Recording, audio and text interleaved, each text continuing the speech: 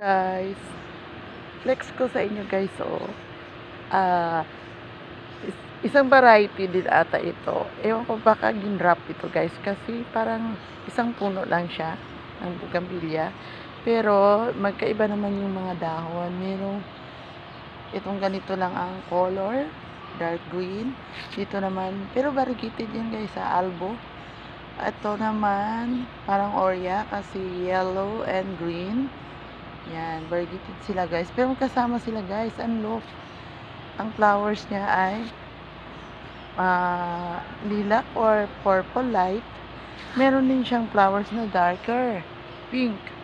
At ang kagandahan, meron siyang white. Kaya, very attractive. Yan. Look guys, kapag na-flowers, super dami yung flowers. Ayan, dito, sa side na to.